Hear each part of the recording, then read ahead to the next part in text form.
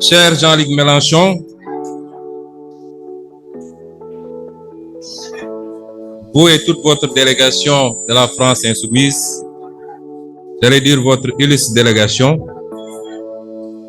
Monsieur le recteur et à travers vous toute la communauté universitaire, chers étudiants, chers invités, je disais hier au président Mélenchon, et je préfère l'appeler président, que je n'ai ni son éloquence ni son art oratoire, et c'est pourquoi probablement je vais me cantonner à mon texte. Pour ne pas risquer de me perdre, j'aurai moins tendance à l'articulation physique pour la simple raison que désormais nous avons un pays à transformer et je peux assurer tout le monde que nous allons transformer ce pays.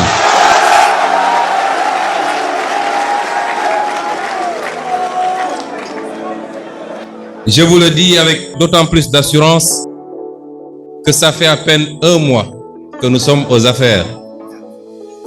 Un mois de travail intense, mais ce rythme de travail se poursuivra pour les 60 prochains mois, Inch'Allah. Un travail qui nous a permis d'évaluer l'ampleur de la tâche, mais également l'ampleur des dégâts qui ont été causés, mais un mois qui ont fini de nous convaincre, plus qu'on ne l'était avant d'arriver au pouvoir, que rien ne nous sera impossible.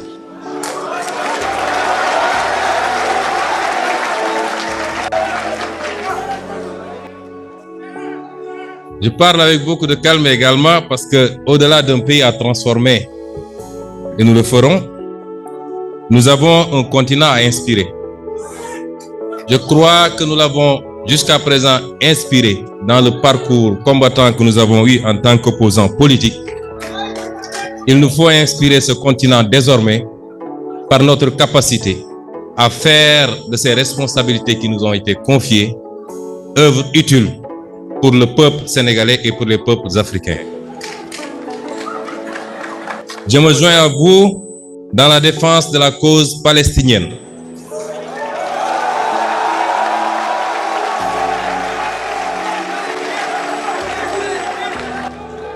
Peuple aujourd'hui massacré dans l'indifférence totale de toute la communauté dite internationale. Le Sénégal a toujours eu une position et continue à la maintenir. Et ce n'est pas pour rien que depuis la création du comité pour la défense des droits inaliénables du peuple palestinien, ce comité est présidé par le Sénégal. Son Excellence, le président Bassirou Diomaye Diakhar Faye,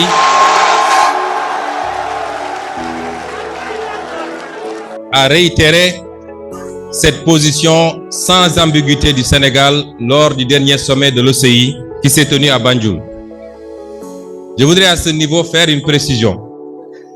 Vous savez qu'il est inscrit dans les statuts de notre parti que tout membre du parti qui serait élu président de la République démissionne de ses fonctions dans le parti. Ce que le président Bassirou Diomaye Faye a fait, je crois que jusqu'à présent, tout ce qu'on a fait ensemble, les conférences calls qu'on a organisées entre votre formation politique et la nôtre, ont été animés, co-animés par le président Bassirou Diomaye Faye et moi-même. Il aurait bien voulu être dans cette salle avec nous, mais vous comprendrez bien que ces fonctions et surtout l'engagement statutaire que nous avons inscrit dans les statuts de notre parti l'en empêchent.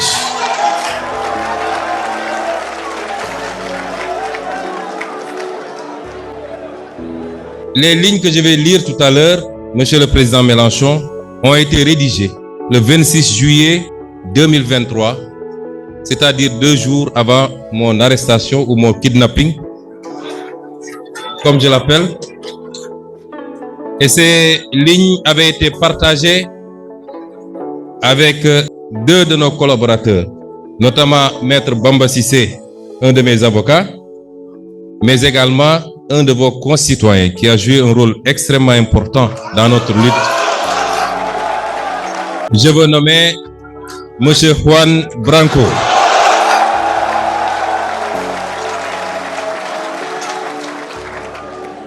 Il nous est demandé aujourd'hui d'échanger sur l'avenir des relations entre l'Europe et l'Afrique, mais il faut entendre plus particulièrement les relations entre la France et l'Afrique et entre la France et le Sénégal. Les liens qui unissent nos continents sont empreints d'une histoire complexe, façonnée par des récits entremêlés de souffrances et d'aspirations. Il est très difficile de parler de l'avenir sans faire de temps en temps quelques incursions dans un passé qui n'est pas forcément reluisant. L'Afrique, berceau de l'humanité, a été trop souvent le théâtre d'une exploitation injuste, dictée par des intérêts extérieurs. Aujourd'hui, nous nous trouvons à un tournant décisif où la nécessité de réévaluer ces schémas historiques et de promouvoir un partenariat équitable s'impose avec une urgence sans précédent. Je saisis cette tribune pour souligner l'impératif d'adopter une approche nuancée et inclusive dans notre analyse des relations Afrique-Europe. Trop souvent, les discours simplistes occultent la richesse des interactions passées et présentes entre nos continents. Reconnaître les erreurs du passé, tout en saisissant les opportunités de collaboration future, constitue un impératif moral et politique. Nous devons également faire preuve de clairvoyance face aux défis contemporains qui jalonnent nos échanges intercontinentaux. Des enjeux cruciaux tels que la migration, le commerce équitable, sans oublier la problématique des accords de partenariat économique, la lutte contre le racisme, la sécurité, le transfert de technologies et la lutte contre le changement climatique requièrent une approche concertée et résolue, et seule une volonté commune de dialogue et de partenariat authentique permettra de surmonter ces défis et de construire un avenir meilleur pour nos peuples. Cela, Monsieur le Président, suppose un dialogue franc, fondé sur le respect mutuel et la reconnaissance des aspirations légitimes de chaque nation à la souveraineté et au développement durable. Je tiens à saluer la présence distinguée de cette délégation de la France insoumise sous votre direction. Messieurs, Mesdames, nous sommes les architectes de notre destin commun. Ensemble, nous avons le pouvoir de bâtir un avenir où les relations entre l'Afrique et l'Europe seront fondées sur la justice, la solidarité et le respect mutuel. Permettez-moi également de souligner l'importance, au-delà des politiques, du rôle que les intellectuels, les artistes, les sociétés civiles et les diasporas doivent jouer dans cette dynamique de partenariat et de coopération. Les intellectuels, en tant que gardiens du savoir et de la pensée critique, ont la responsabilité de stimuler les débats et de proposer des idées novatrices pour façonner un avenir commun. Les artistes, par leur créativité et leur expression, ont le pouvoir unique de transcender les frontières et de créer des ponts entre les cultures.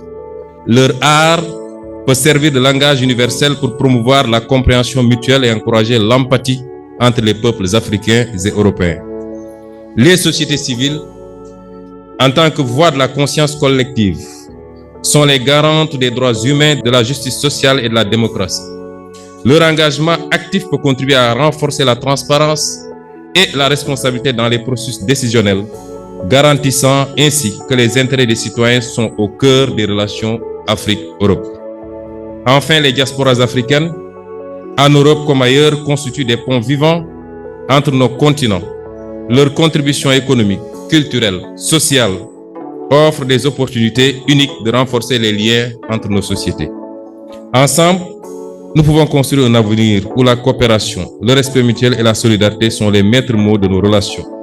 Cela nécessite un engagement collectif et une volonté inébranlable de travailler ensemble pour relever les défis communs et saisir les opportunités qui se présentent.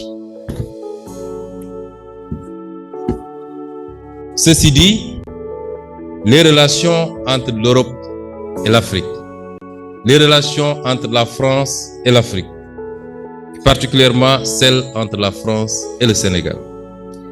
Parce que quand on parle des relations entre les pays qui avaient été colonisés par la France, quand il est question de leurs relations avec l'Europe, il faut beaucoup plus sous-entendre leurs relations avec la France, qui continue à être un écran et une courroie, une piste de transmission sur toute l'Europe ou tout le reste de l'Europe, y compris dans les instances européennes. Ces relations jusque-là ont été des relations léonines au détriment des Africains et du continent africain.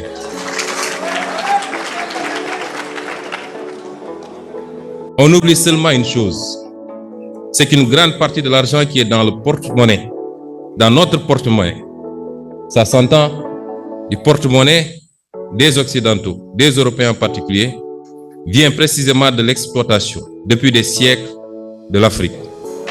Pas uniquement, mais beaucoup vient de l'exploitation de l'Afrique. Alors il faut avoir un petit peu de bon sens, je ne dis pas de générosité, de bon sens, de justice pour rendre aux Africains, je dirais, ce qu'on leur a pris, d'autant que c'est nécessaire si on veut éviter les pires convulsions et difficultés. Avec les conséquences politiques que cela comporte dans un proche avenir. J'ai fait une citation qui pourrait être rattachée aux activistes africains les plus radicaux, mais qui en réalité vient de l'ancien président de la France, j'ai nommé M. Jacques Chirac. Ça étonne plus d'un, et je crois que M. le président Mélenchon lui-même n'en est pas informé. Et c'est une reconnaissance certes tardive, mais qui établit une vérité historique, celle de l'exploitation pendant des siècles et avec des manières différentes d'un continent par un autre qui a pu justifier une grande partie de la richesse de l'un de ces continents au détriment de l'autre. Les relations entre l'Occident et l'Afrique, évidemment, sont faites de plusieurs siècles d'histoire, d'une singulière ambivalence. Celle entre la France et le Sénégal n'en déroge pas. Les péripéties de ces relations à travers le temps ont abouti à des sentiments faits d'amour et de désamour, de fierté et de culpabilité, de crédulité et de scepticisme, sentiments qui se manifestent et s'expriment véritablement, variablement selon les époques et les contextes. Elles se singularisent depuis quelque temps par ce qui est qualifié par certains de sentiment anti-occidental ou de sentiment anti-français, exprimé par une large frange des opinions publiques africaines.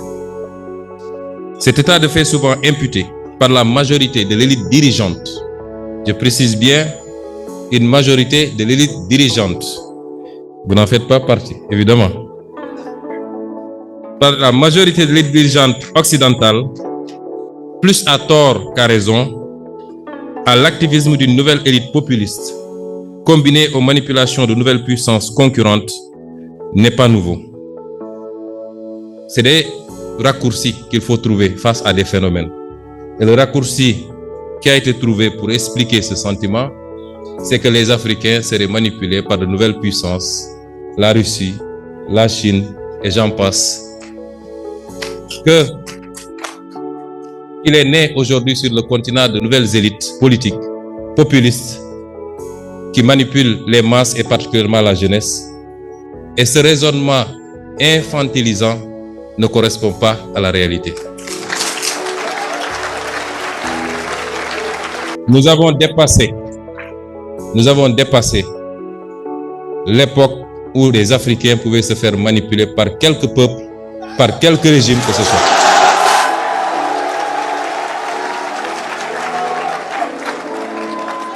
Et ce sentiment qui se manifeste aujourd'hui s'est toujours manifesté des indépendances à maintenant. Chaque génération a connu son lot de militants, porteurs du même discours, désapprobateurs du caractère volontairement léonin et destructeur pour l'Afrique de ses relations avec le reste du monde et particulièrement avec l'Europe. Ce qui est par contre nouveau, et nous l'admettons, c'est l'ampleur qu'ont pris ces idées auprès des masses africaines, nourries entre autres par les échecs des élites gouvernantes africaines souvent corrompues et les relations ambiguës que l'Europe entretient avec elles, les menaces sécuritaires, l'apparition de nouvelles opportunités de coopération, mais évidemment l'effet multiplicateur des réseaux sociaux. Aujourd'hui, l'Afrique, la majorité de ses élites, sa jeunesse, sa diaspora et ses masses populaires ont beaucoup évolué. L'Occident l'a-t-il suffisamment compris? Ou est-il encore figé dans une version focardienne de ses relations avec l'Afrique? Avec la France, par exemple, j'ignore pas que nous, notre mouvement politique, quand je dis la France, je parle de ceux qui gouvernent aujourd'hui la France. Je parle du président Macron et de son régime. Nous ne parlons pas du peuple français avec lequel nous n'avons aucun problème et avec lequel nous sommes liés par une longue et riche histoire. Et je ne parle pas de toutes les élites politiques françaises, ni de la société civile. Je parle de l'élite gouvernante actuelle. Cette France, je n'ignore pas que pour elle, nous avons été, et peut-être nous le sommes encore, malgré notre élection démocratique par le peuple sénégalais, dépeint sous les traits d'un mouvement et d'un leader terroriste, islamiste, violent, populiste, anti-occidental, pro-russe. Je ne parle pas de vous. Vous partagez ce soir avec nous.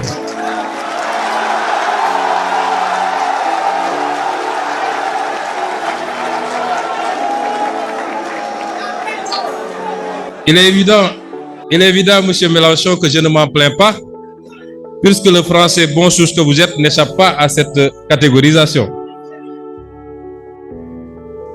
La vérité, c'est que beaucoup de gouvernants européens et singulièrement français s'accommodaient mal de notre discours politique souverainiste et se fixaient comme objectif de l'entraver. C'est ce qui explique certainement leur mutisme approbateur face à la sanglante persécution du régime du président Macky Sall contre notre parti politique et ses militants. Monsieur le Président Macron,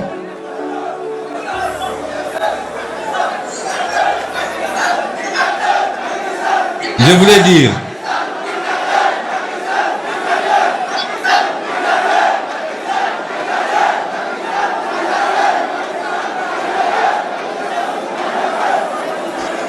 cher Jean-Luc, ce tableau semble assez sombre. Je le dis parce que durant toute la période de persécution extrêmement violente contre tout un mouvement politique au Sénégal, ayant entraîné et causé la mort de plus d'une soixantaine de personnes, des milliers de blessés, plus de 1000 détenus politiques, vous n'avez jamais entendu le gouvernement français dénoncer ce qui se passait au Sénégal.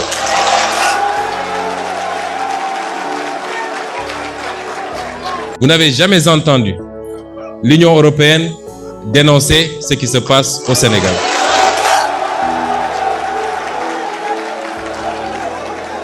Et pire encore, c'est au pire de ces persécutions que le président Macron accueillait le président Macky Sall pour le féliciter. Pour le féliciter d'avoir fait ce qu'il fallait pour sauver son pays. C'est une incitation à la répression, une incitation à la persécution et l'exécution de Sénégalais qui n'avaient de crime que d'avoir un projet politique qui était majoritairement celui des Sénégalais, et ce qui le confirme, c'est l'élection dès le premier tour à plus de 54% de son Excellence le président Bassirou Diomaye Faye. Je voudrais faire une précision. Les propos que j'avance sont les propos de Ousmane Sonko, président du parti Pastef les Patriotes.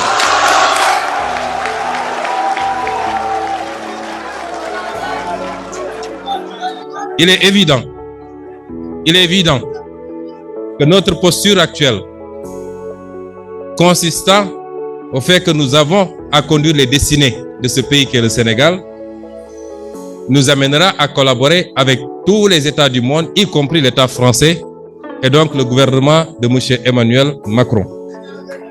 Mais je peux également assurer que les postures et les positions que nous avons défendues jusqu'à présent en tant qu'opposants seront exactement les mêmes aujourd'hui qu'on est au pouvoir.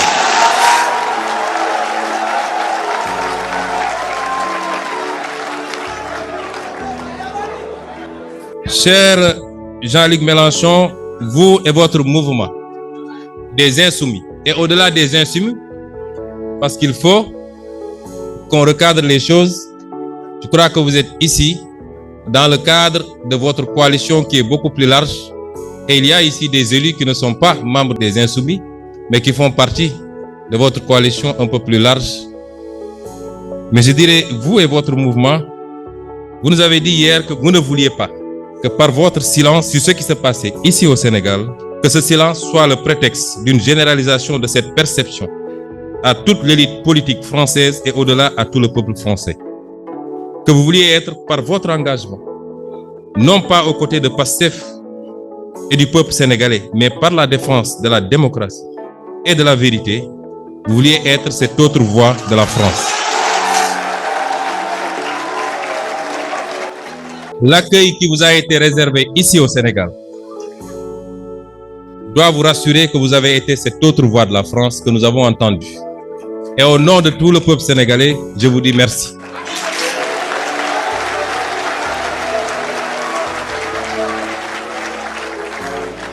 Vous voilà donc aujourd'hui à Dakar, terre d'Afrique, terre d'hospitalité, terre de liberté et terre de paix, pour échanger avec nous sur l'avenir des relations entre l'Europe et l'Afrique. Très vaste sujet. Cette relation que j'ai décrite plus haut, jusqu'à présent, s'est passée comme nous connaissons. D'abord, par le passage à la douloureuse épreuve de la traite négrière, ensuite la colonisation que nos pays ont vécue, et aujourd'hui, ce qu'il est convenu d'appeler entre guillemets la néocolonisation. Beaucoup plus vicieuse, beaucoup plus pernicieuse, mais beaucoup plus impactante certainement sur le sort de nos populations. Et pourtant, nous y avons presque cru lorsque le président Macron déclinait la nouvelle doctrine africaine de l'Élysée. Cette nouvelle doctrine qui devait consister au refus de tout soutien politique à des régimes autoritaires et corrompus. Ce n'est pas ce qui s'est passé au Sénégal. Et j'ai bien aimé tout à l'heure une expression où vous disiez que nous devions participer à tous les combats, où vous rejetiez la neutralité et vous disiez que nous devions participer à tous les combats sur la base d'un principe très simple. Je me mêle de tout avec les mêmes principes. Malheureusement, l'Occident et l'Europe, très promptes à donner des leçons et à se mêler de tout, ne se mêlent pas de tout avec les mêmes principes. Je m'en veux pour exemple ce qui se passe aujourd'hui dans les pays du Sahel. On a tout fait de condamner, d'exclure, de mettre des embargos. Ce que nous condamnons nous-mêmes. Il est inadmissible que des Africains fassent l'objet de condamnation, on peut comprendre, mais qu'ils fassent l'objet d'ostracisme et d'exclusion en terre africaine, ce n'est pas admissible. Aujourd'hui, l'Europe a ses propres problèmes avec des pays qui se disent adeptes de l'illibéralisme et qui ne respectent pas forcément les règles de l'Union européenne. Ce n'est pas pour autant que ces pays sont mis sous embargo ou que les subventions européennes sont coupées.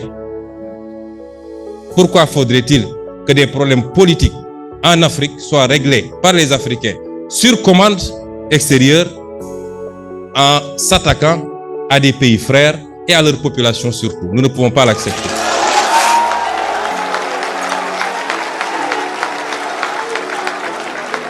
Et c'est pourquoi nous ne lâcherons pas nos frères du Sahel. Et nous ferons tout ce qu'il faut pour raffermir les liens et leur apporter notre solidarité.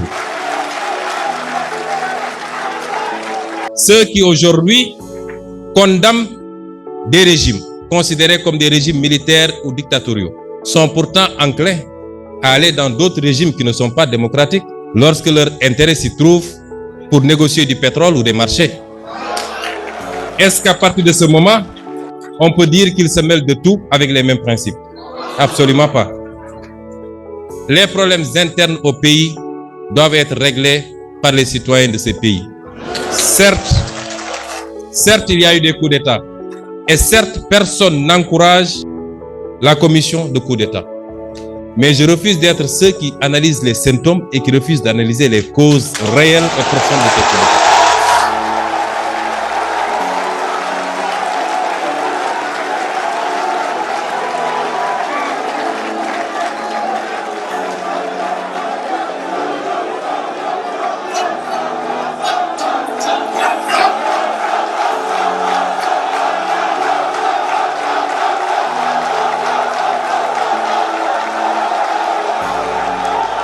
Je voudrais dire,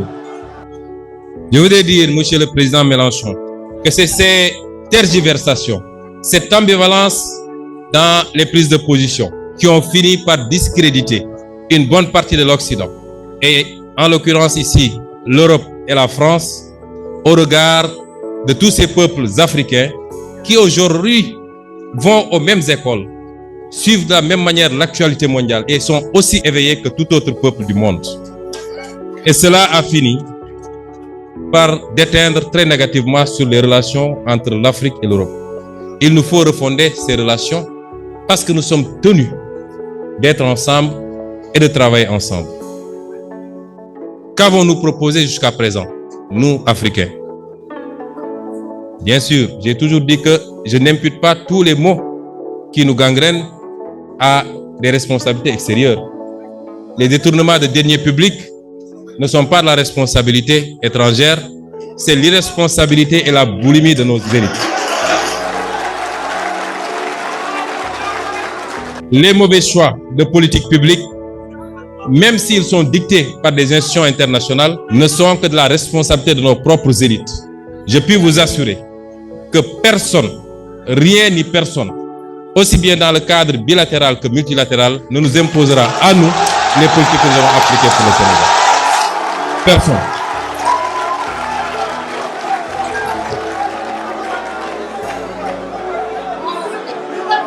Et donc, nous allons développer ici quelques axes qui nous paraissent importants, des propositions, des offres sur ce qui doit pouvoir relancer cette coopération sur de meilleurs termes qu'elle ne l'est actuellement. Mais avant, je présenterai brièvement le modèle qui est le nôtre.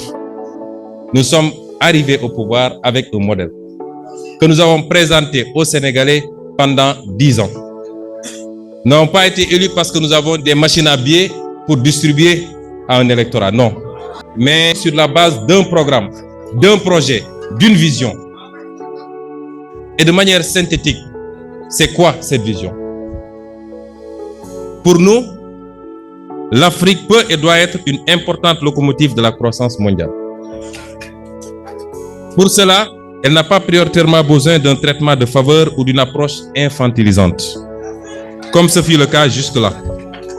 Elle n'a pas besoin d'un modèle principalement financé de l'extérieur à travers une dette mal maîtrisée et libellée en devises étrangères, ou d'un afflux d'investissements directs étrangers exclusif du secteur privé national qui génère une croissance extravertie du fait, entre autres, d'un taux de change fixe. On nous parle de croissance depuis des années. La pauvreté n'a pas cessé de galoper. Le chômage n'a pas cessé de monter parce que cette croissance n'est pas faite par et pour les Africains.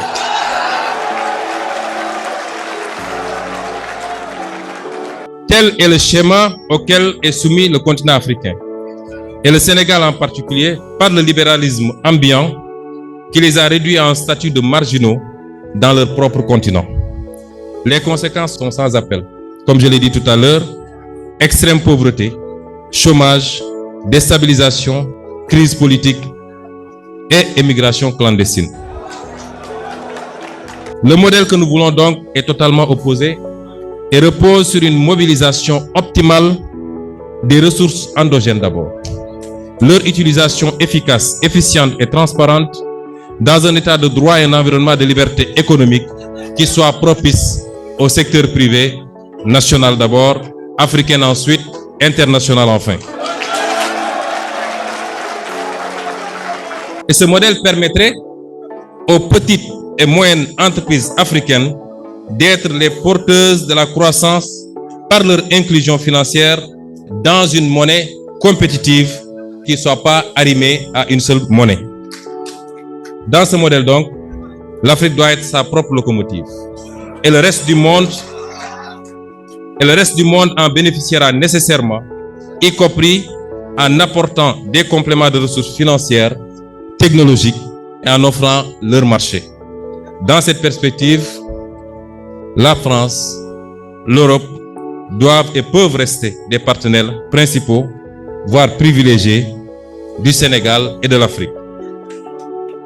Il y a des atouts dans la relation entre les deux continents et entre votre pays et le nôtre.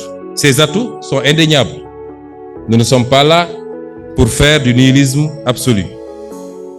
Le premier atout, c'est que nous partageons cette culture ou cette soif, au niveau des peuples en tout cas, de la démocratie et du libre choix des peuples. Je crois que le Sénégal a suffisamment démontré à travers les années, malgré les crises que nous avons traversées, que c'est un peuple qui est très attaché à sa liberté et à sa démocratie. Nous partageons également une histoire. Le Sénégal, la France, l'Afrique, l'Europe, c'est plusieurs siècles d'histoire dont les vestiges architecturaux sont encore très visibles dans tous les pôles urbains du pays.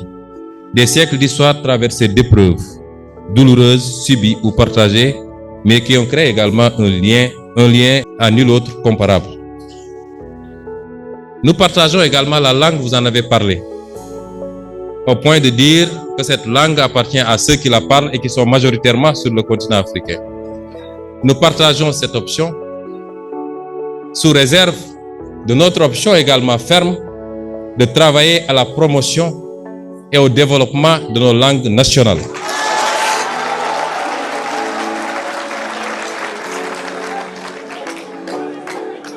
Nous partageons également un corpus institutionnel et juridique.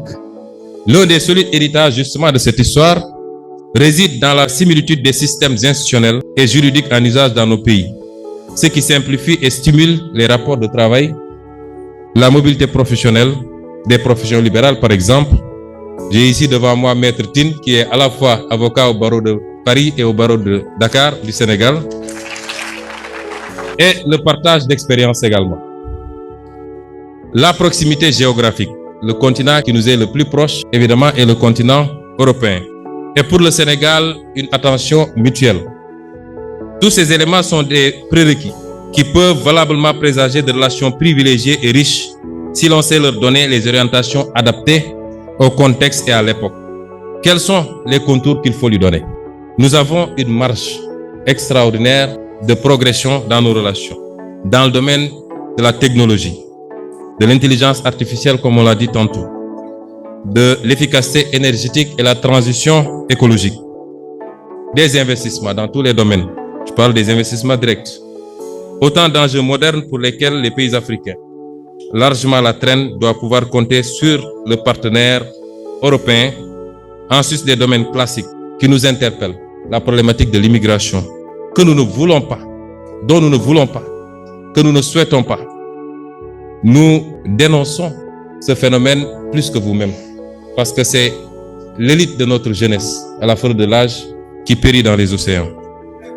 La problématique de la bonne gouvernance est celle de notre révolution industrielle qui est inéluctable.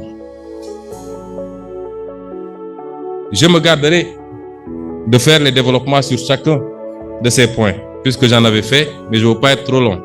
Sur la technologie, l'efficacité énergique et la transition écologique, les investissements directs et la coopération technique, les questions d'immigration et de bonne gouvernance, que je vais traiter un peu.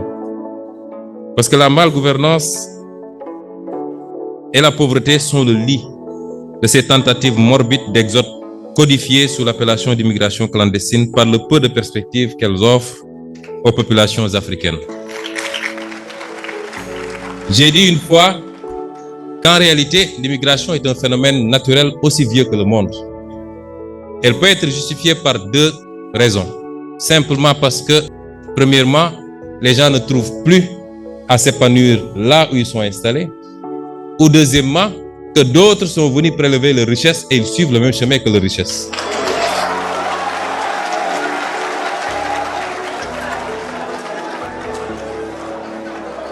Et je persiste encore à dire à cette jeunesse que malgré tout, la solution ne se trouve pas dans l'immigration.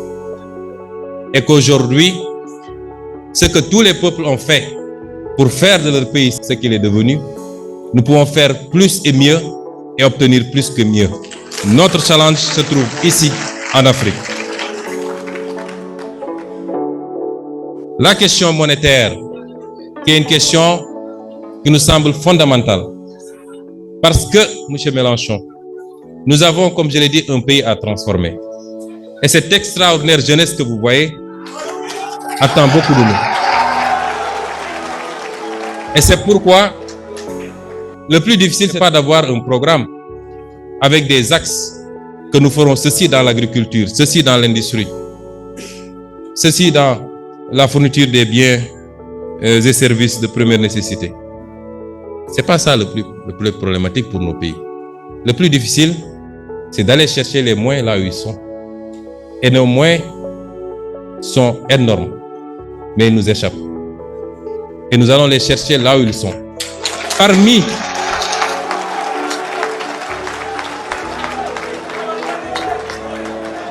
et sous ce chapitre, je voudrais dire que la monnaie, tout autant que l'impôt, est un puissant levier économique et un instrument de souveraineté. Vous avez tantôt parlé de souveraineté.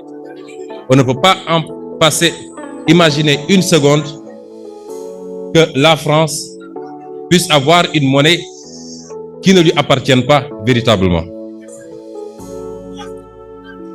Aucun État digne de ce nom ne doit sous-traiter sa monnaie. Et en guise d'exemple, le général de Gaulle, qu'il avait si bien compris qu'à la veille du débarquement de Normandie, lorsque Winston Churchill lui fit part de l'intention des Américains d'imposer à la France, après la libération,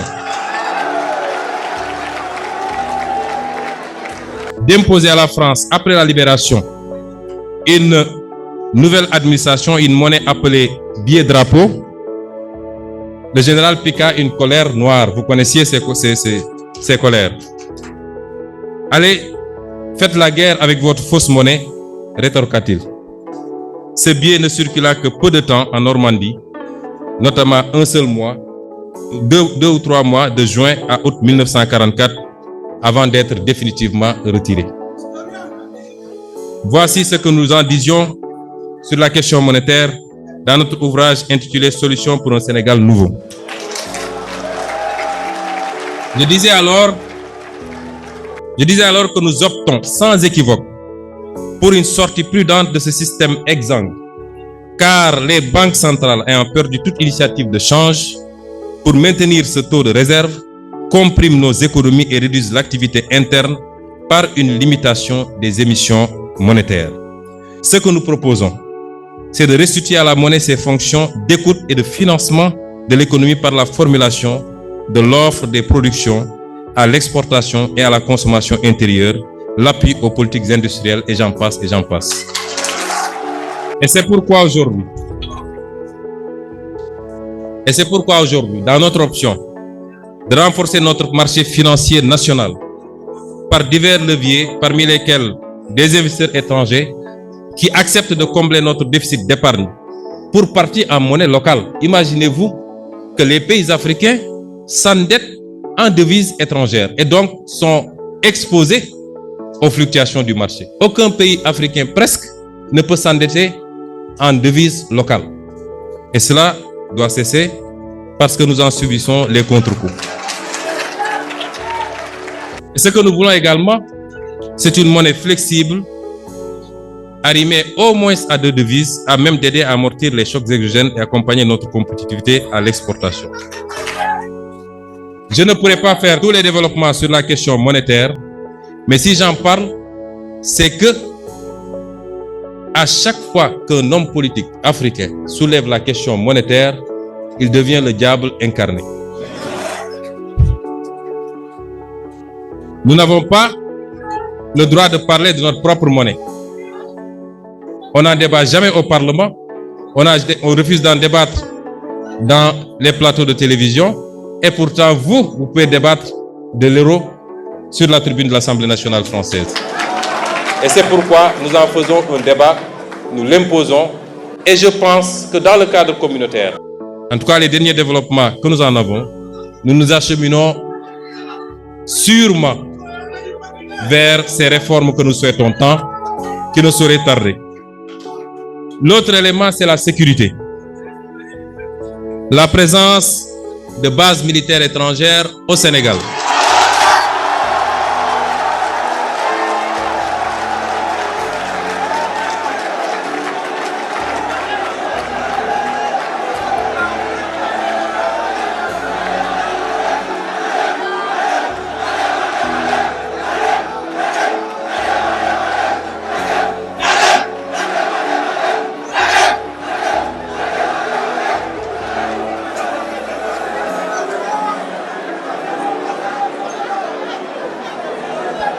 Cette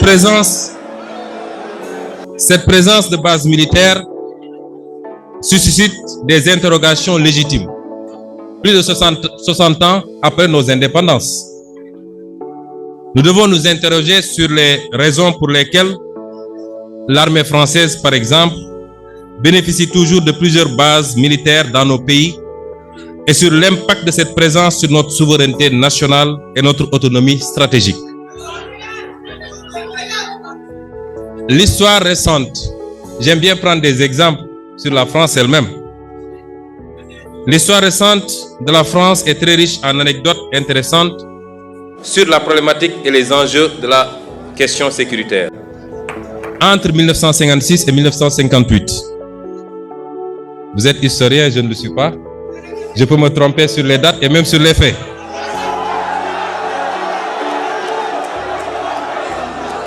Mais entre 1956 et 1958,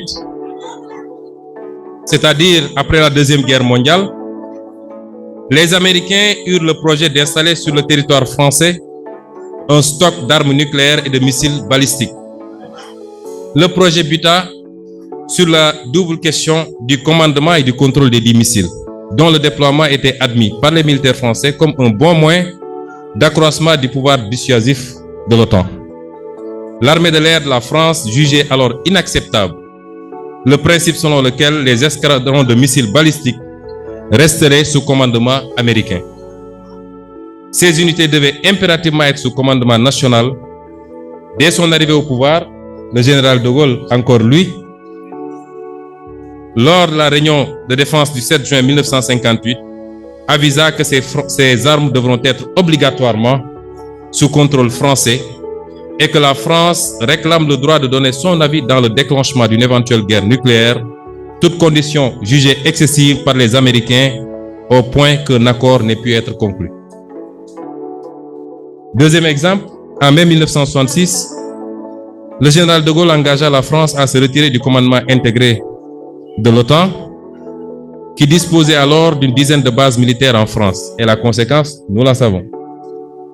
Et justifia cette décision par la volonté de la France de disposer d'elle-même, volonté qui est incompatible avec une organisation de défense dans laquelle elle est subordonnée. Je réitère ici la volonté du Sénégal de disposer de lui-même, laquelle volonté est incompatible avec la présence durable de bases militaires étrangères au Sénégal. Ceci ne remet pas en question les accords de défense. Nous entretenons des accords de défense avec beaucoup de pays, les États-Unis, la Grande-Bretagne, la Chine même, je crois, beaucoup de pays. On peut avoir des accords de défense sans que cela ne justifie que le tiers de la région de Dakar soit occupé aujourd'hui par des garnisons étrangères.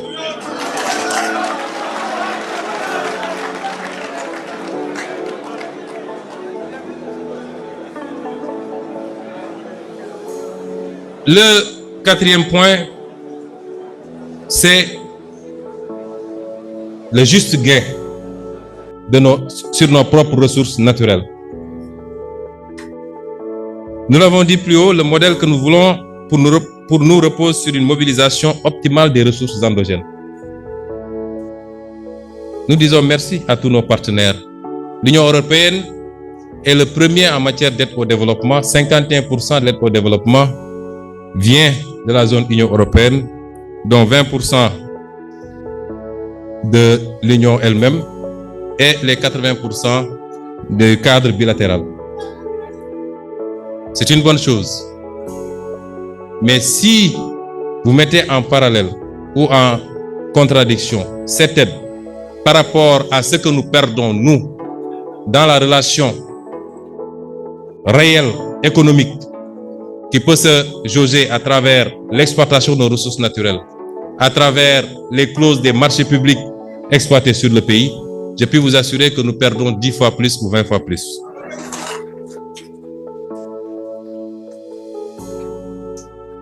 Et c'est pourquoi nos partenaires doivent comprendre que c'est là la seule issue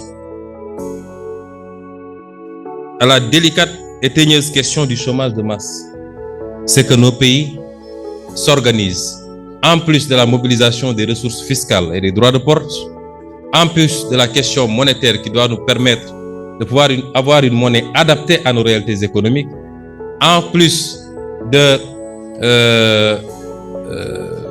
du travail qu'il faut faire sur la réduction du train de vie de l'État et la lutte contre la corruption qui nous fait perdre énormément, c'est aussi la renégociation de toutes les conventions qui ont été signées de manière léonine et qui aujourd'hui, aussi bien au niveau des clauses juridiques, des clauses financières que des clauses techniques, sont au détriment de notre peuple. Je peux dire ici, et vous ne le saviez pas, on nous a promis que le gaz commencera à être exploité cette année. Vous connaissez l'impact que peut avoir cette richesse sur un peuple. Vous allez dans des pays comme le Qatar qui, 30 ou 40 ans en arrière, on n'y enregistrait que des tentes dans le désert. Vous voyez ce que c'est devenu avec une bonne utilisation de leur gaz naturel. Mais si nous ne prenons pas nos responsabilités, je peux assurer les Sénégalais que dans les 15 ou 20 ans à venir, le Sénégal ne gagnera pas un copec de son gaz. Et c'est inadmissible. Et c'est pourquoi nos partenaires, s'ils sont vraiment des partenaires, doivent encourager, accompagner ce processus de rééquilibrage du gain que chacun doit avoir dans la gestion de ses ressources naturelles. Oui, nous acceptons qu'un investisseur qui a pris des risques, qui a investi, doit gagner et avoir un retour sur investissement. Mais non, nous n'acceptons pas qu'il gagne tout et que nous ne gagnons presque rien. Ça, ce n'est plus l'Afrique de 2021, 2024.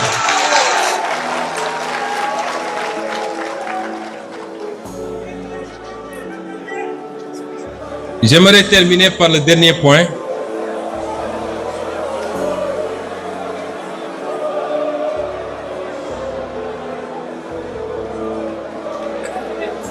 J'aimerais terminer par le dernier point.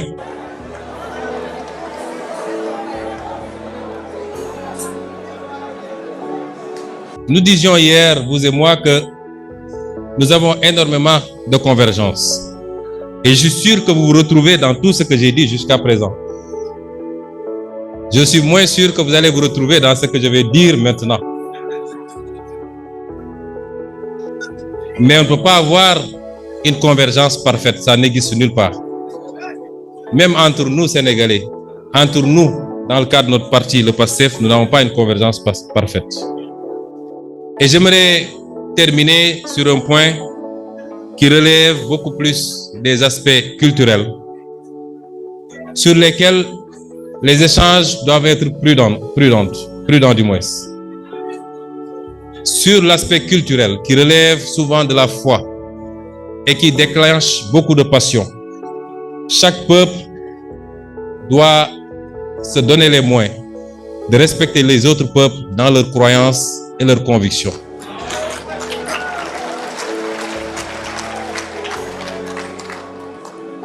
Et vous aviez dit tantôt également, je l'ai noté, que la crise de l'humanité ne peut se résoudre que par le contrôle des citoyens sur leur société. Il n'y a pas une seule société humaine. Il peut y avoir un certain nombre de valeurs universelles, mais il y a des spécificités qu'il faut reconnaître, connaître, comprendre et accepter. Et donc, la question liée aux mœurs, la question liée à ce qu'il est convenu d'appeler les LGBTQ,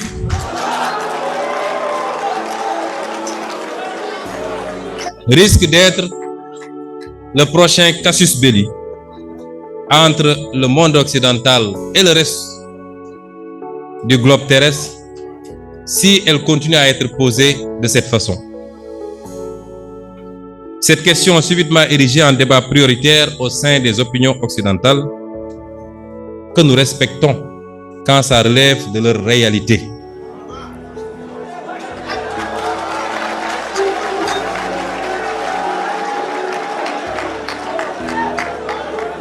Et cette question corrélée à celle des nouveaux droits tels que ceux liés au genre cristallise énormément de passion et d'incompréhension, tant elle met face à face des cultures, des civilisations et des systèmes politiques à la vision diamétralement opposée sur la question.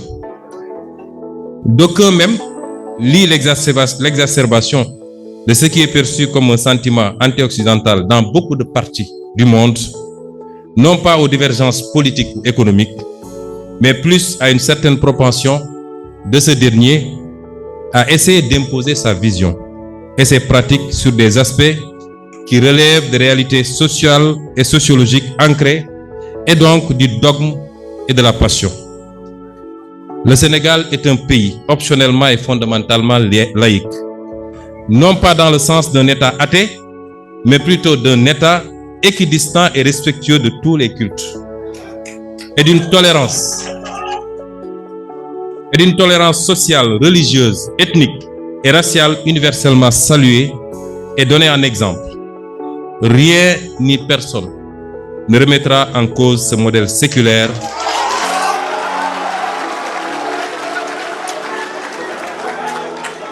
qui précède même l'avènement de l'État sénégalais moderne. Cependant, même si nous partageons une ossature universelle de la laïcité, chaque société l'adapte à son contexte et à ses réalités socioculturelles. Celle du Sénégal, je viens de le rappeler, n'est pas faite de séparation rigide de l'État et de la religion, mais d'une complémentarité contenue faisant de l'État un acteur assumé du fait religieux qu'il encadre et finance même, et des religieux, des régulateurs sociaux indispensables à l'apaisement et à la stabilisation de la vie politique et sociale. Ceci est rendu possible et même indispensable par la texture socioculturelle du peuple sénégalais, au sein duquel le spirituel occupe une place importante, chrétiens, musulmans ou adeptes des religions traditionnelles confondues.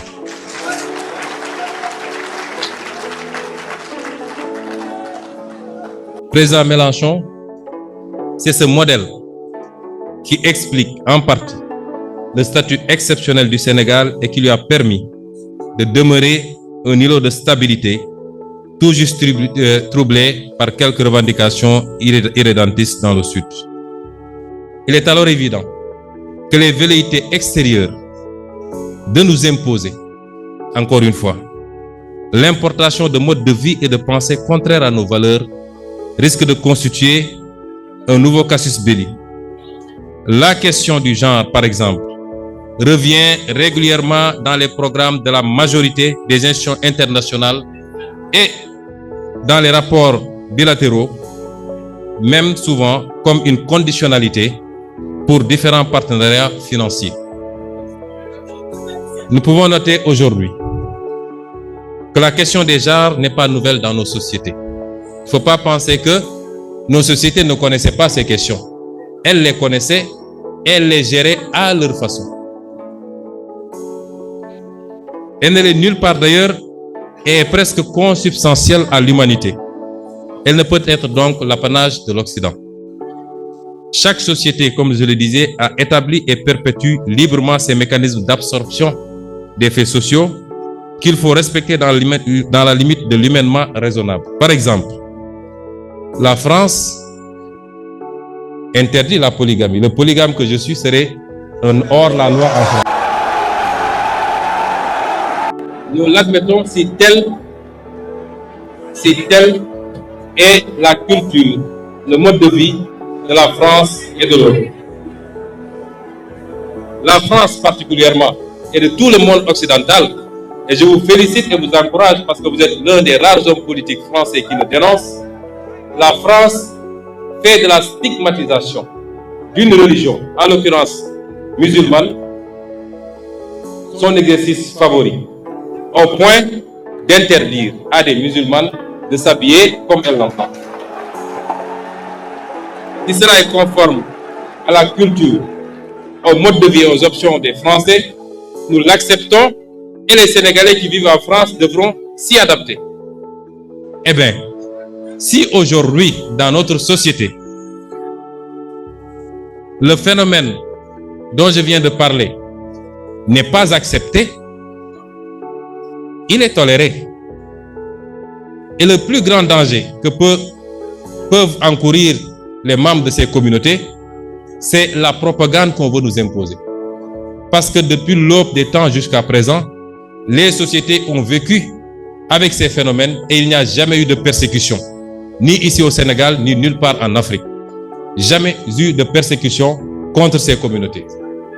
Chaque peuple a connu ces phénomènes au point de lui trouver des concordances sémantiques. Ici au Sénégal, on dit Góor Jigéen. Ce n'est pas tombé du ciel, c'est parce que ça existe. Mais nous l'avons géré et nous continuerons de le gérer à notre façon et selon nos réalités socioculturelles. Et c'est pourquoi nous disons que sur ces considérations, nous appelons le monde occidental à faire preuve pour une fois de retenue, de respect, de réciprocité et de tolérance. J'entends souvent, quand il y a des problèmes en France, les officiels disent c'est à notre mode de vie qu'on s'est attaqué. Quand il y a des kamikazes qui posent des bombes, ce que nous dénonçons tous et tout le temps, le discours c'est que ces illuminés s'attaquent à notre mode de vie. Eh bien, nous aussi, nous avons un mode de vie. Le mode de vie ne peut pas être uniforme et universel. Il doit souffrir de quelques exceptions, ça et là.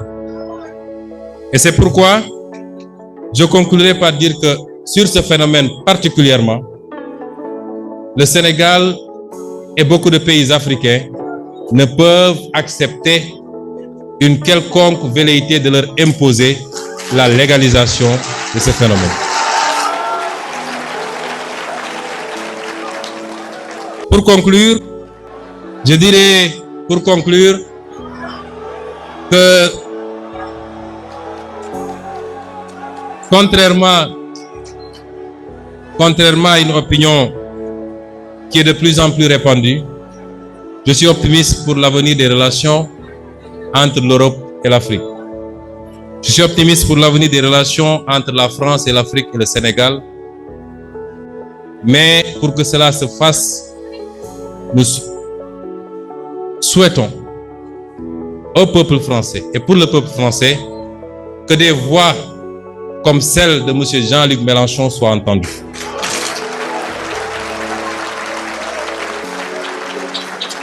Un discours éclairé, réaliste, qui tienne compte des évolutions remarquables de ces dernières décennies et qui marque un tournant que seule l'élite européenne ne comprend pas encore. Il est important que ce discours soit entendu. Je ne suis pas en train de m'immiscer dans la politique intérieure française. J'ai la réputation d'avoir pu élire des maires et des députés et un président de la République au Sénégal. J'ose espérer,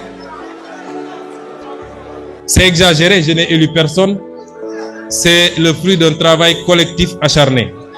Mais j'ose espérer que cette prédiction se réalise lors des prochaines élections présidentielles en France en 2027 et que